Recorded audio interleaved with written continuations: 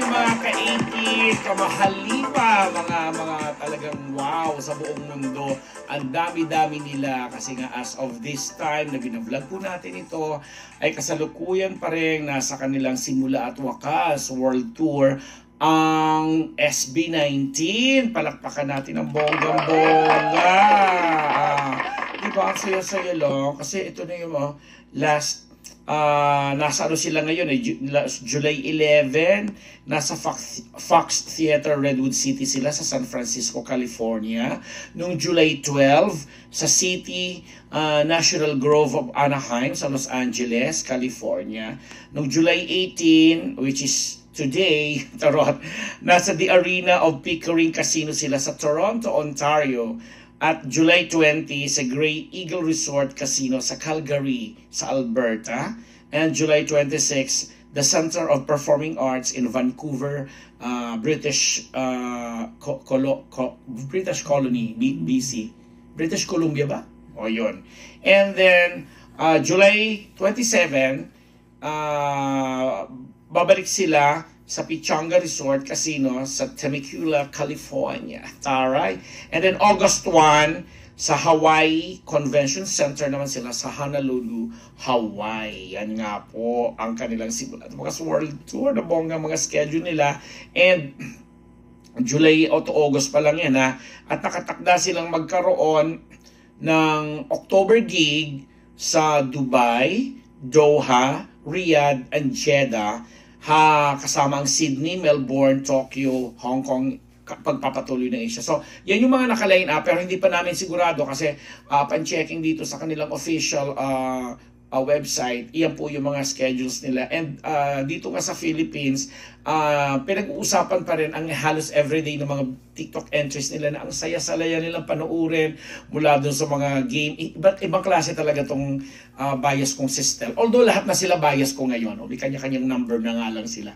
Na bilang tumatayong komikero, komedyante, bangkero ng grupo, ibang klase itong si Estel Ahero na talaga namang siya yung nagbibigay ng ningning, siya yung nagbibigay ng kumbaga ng apoy para laging nagba-viral yung mga samahan nila at hindi talaga maipagkakaila na bukod sa pagiging sila yung numero unong P-pop na grupo dito sa bansa at globally, sinabi na nga natin sa mga previous episodes natin, ang unbeatable talaga sila, incomparable sa mga ibang grupo dahil nga naman after nga nilang magkaroon or magtayo ng sarili nilang outfit, marketing, entertainment, production outfit na IZ Entertainment, ay talaga namang mas naalagaan nila yung mga career ng bawat isa dahil po ito, bukod sa team na SB19, each has his own career na magsusolo at ang nagsimula na nga yan kay ang nabigyan ng unang solo career or solo nag-launch ng kanyang solo album ay single ay itong si Pablo na sinundan ni Ken at hanggang dito kay Justin. Hindi pa pala nagsusolo si Stel and hopefully si Josh, 'di ba? And may mga na sila since magkasama-sama sila, bawat isa sa kanila may kanya-kanya mga single nang nailabas, kaya lang as a group mas click sila, mas nagba-viral at umaabot ng milyon-milyon ang mga record na naitatala, 'di ba? But with all fairness, bawat isa talaga sa kanila ay talaga namang bongga. At kagaya na nga lang nitong update natin na nakuha para kay Pablo, si Pablo Nase, o yung kanyang si John Paul Nase, ang kanyang buong pangalan. Ito na nga ang sinasabi na parang kinonfirm na ng mga tinatawag na hotdogs. Hotdogs kasi ang tawag sa mga fans niya or mga sumusuporta sa kanya, na parang nagkaroon na raw ng hard launch, yung sinasabi o napapabalita na si Miss, babanggitin ko yung pangalan, bubusin na rin ako, Miss Teen or Tyne Bosano na tawag doon, na siya nga ang love of his life nitong ating Kapitan Pablo, na nagsasabi pa na even during the time na may mga The Voice Kids pa na nagsisilbing isa sa mga horado at mga judges or coaches itong si Pablo, ay laging nakikita daw itong si Tin. Sinasabi pa nila na nagwo-work ito bilang part siya ng isang marketing team ng isang kilalang bangko sa Philippines. Tapos sinasabi nga rin na anong tawag dito, matagal na daw itong relasyon na to, since training days pa lang ni na Pablo sa SB19 in 2016, at sinama pa nga raw ito sa Siargao kasama yung mga The Ones, at alam ng Hotdogs at mga Phantom at mga co-members ang nag-i-exist nga na ito na relationship between the two of them. Although si Pablo, pag nakikita ko doon sa mga TikTok entries, talagang siya, very leader, pero lagi mo maririnig yung paghanga na binibigay niya o pinupukol niya para kay Stella at saka kay Justin or Josh, hindi ko maalala. But anyway, ang dami nila mga yun na nga, sabi natin, nagba-viral lagi ang kanilang mga usapan, ang kanilang mga ginagawa, yung mga luto, yung mga kalokohan, tapos yung pati mga previous interviews nila kay Meme Vice Maganda, Tony Gonzaga, Boy Abunda, at marami pang iba. Ang saya lang, lalo pat very recent ay nagkaroon nga sila ng collab dito kay Corix, kanilang tinatawag na best friend Corix, in the person of Rico Blanco, na sa totoo lang na mapanood, hindi ko nakilala si Rico Blanco, ha. Naging kaidaran niya yung mga SB19, ha. Kung nakita niyo yung nag-viral na sinasayo nila yung dungka doon sa isang parking, sa car park, di ba? Nagsasayawan sila doon. Tapos may ano din siya, ha. May moves din ng hita, tapos sa isang show, isang concert nga, parang yun yung sa Philippine Arena nga, nakasama nila yung mga ibang grupo. Tapos sayaw-sayaw doon, kanta-kanta din siya nung dungka. Ang husay lang, ang saya lang. Tapos ang daming mga comments na ako nabasa na sinasabi na parang, parang mas lalo nga bumata o mas bumata, considering na isa siya sa mga pop, OPM icon natin sa bansa, at talagang sikat-sikat naman siya sa larangan niya. Talagang nakahilera niya, nakabata. Tapos sinabi pa nila na parang, ang layo naman yan nung time na again, babanggitin ko, pasintabi, ha, babanggitin ko si Marisa Macal. Nung tanong nila ni Marisa Macal, mukha na siyang lolo o tiyo. Ngayon, halos kamukha na niyang younger ang mga mukha na, yung mga aura ng SB19. Ang saya lang, ang nakakatuwa pala, meron palang ganung side si Corix ko, hindi pa dahil sa SB19, hindi mailalabas yun, And then, update din tayo kay Esther Lahero, na yun na nga, bilang siya naman talaga. Actually, doon sa concert na binabanggit ko na sinabi niyang, buti na lang buti na lang alam daw nila ang lyrics or kilala nila si Corix, or di kaya mabablanko sila or something like that. Ang ganda ng patawan niya, hindi ko maalala yung spiel niya.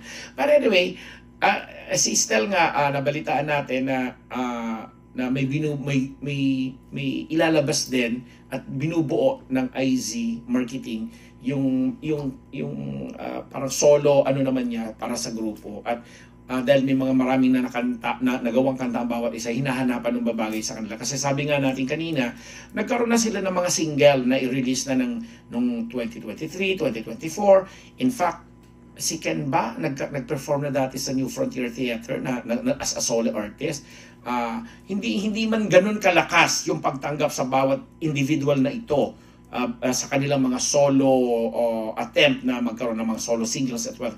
Pero pag pinag-combine mo ang mga talento, husay, galing at ang values nila, doon naman talaga, hindi lang pang Pilipinas ang peg, hindi lang pang Philippines ang husay at ang adulation sa kanila, kundi kumakalat na sa ibang mundo. Kasi nung mapanood ko rin yung mga nasa TikTok, mga batang Koreano, mga babae at lalaking batang Koreans and Japanese, sinasayaw na nila yung dungka na at kabisado nila ang lyrics. Talo pa ako. Charot.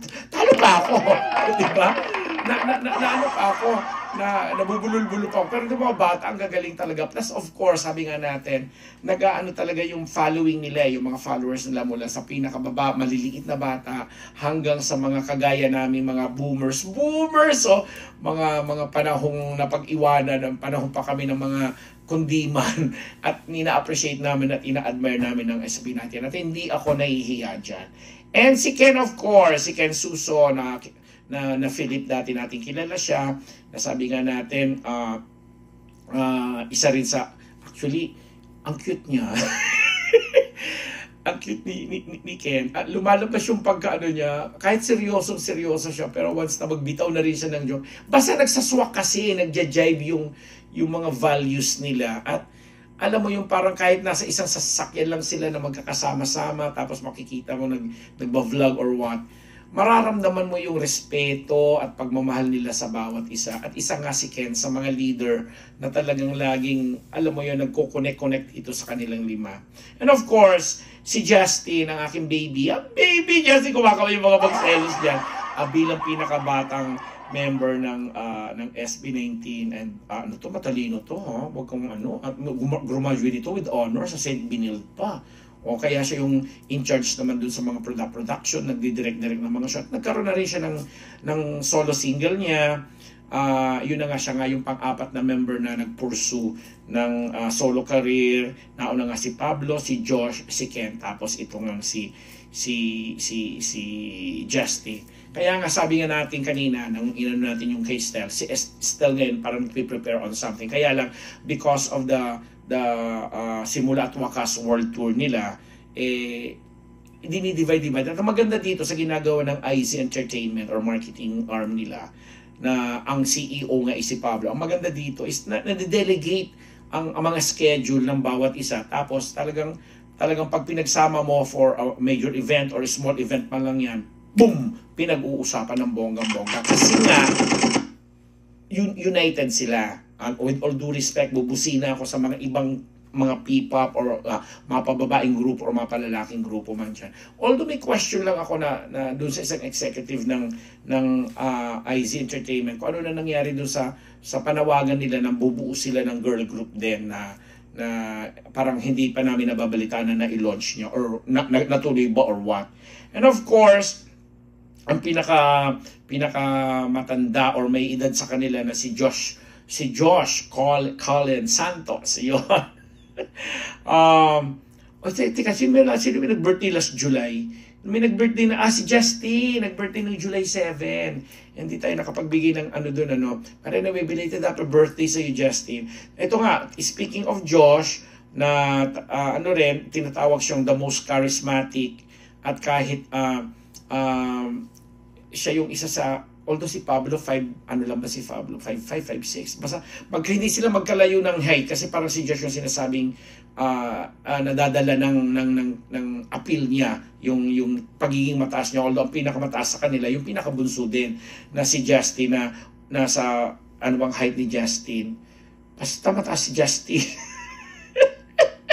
So anyway, yun na nga, noong 2024, nagkaroon na nga siya ng kanyang first single, itong si Josh, at nagkaroon na, siya pala yung nag-solo concert sa New Frontier Theater, hindi si Ken, si Josh pala, stand corrected, mga ka-18 at mahalima. So, ang saya-saya lang kasi sa nangyayari po at katulad na binanggit natin ng mga ongoing schedule nila sa Simula at Wakas World Tour nila, nasa US sila, tatawid sila ng Canada, babalik sila ng Philippines, punta sila by August, nandoon sila sa Singapore, and then may remaining Asian tour sila, plus this October nga, binanggit natin yung mga nasa Middle East, gaya sa Riyadh, sa Doha, may Qatar ba akong binanggit? Dubai, Doha, Riyadh, and Jeddah. But syempre sa akin, nakadepende kasi nga medyo yung mga karating lugar doon na alam natin, hindi natin alam yung security and safety ano doon, safety nets ng mga ganyang bagay-bagay, maaari kino-consider din. Plus, nabanggit din natin na magkakaroon sa Sydney, Melbourne, sa Australia, pati na nga sa Tokyo at Hong Kong. So mga ka-18, mga kamahalima, sana nag-enjoy tayo sa munting update lang na ito. At natutuwa nga po kami dahil ang gaganda rin ng mga sinasabi ninyo mga remarks, although may mga ibang basher na sabi nga ng iba mas ang hiling magkumpara lang at wala namang alam na magawa. But ngayon, ang saya lang kasi hit, viral, at ang ganda ng mga messages ng mga kanta na talaga naman kung isa-isahin mo yung mga naging hit ng SB19 ay hindi mo matatawaran ng husay. But then again, syempre ini-encourage natin ang bawat isa na suportahan din ang mga individual or solo singles or albuman or concert or showman nila or mga mapa-TV, mapa-movies in the future siguro. Syempre magkakaroon din sila ng mga respective na mga ganyan. But as a group, as a group, no question, mahusay, number one, napapanahon, relevant, unkabogable, kumbaga kay Meme Vice, incomparable sa iba, at saka talagang hindi mo mapapantayan ang husay, at saka yung naibibigay na inspirasyon at naibibigay na magagandang pakiramdam once na makita mo silang nagsasayaw at kumakanta as a group na napakahuhusay. And on that note, pasamantala kami nagbababay, mga ka-Team Unbearable, mga ka-18, mga kamahalima, at sa lahat po ng mga iba pa rin na sumusuporta sa iba mga girl and boy group dyan, maging ma-inspire lang po tayo sa kanila kasi yun naman talagang pinag-uugatan ng totoong kaligayahan dito sa ating mga puso. And on that note, bye-bye, I love you. Pablo, Stel, ay, gano'n talaga ako. Justin, baby ko, si Josh, at saka si Ken, mahal na mahal namin kayong lahat and keep on inspiring us kasi patuloy po kami sumusuporta sa inyo. Ako ang inyong lingkod, Papa Unbearable ang Betnabus, pasasalamat.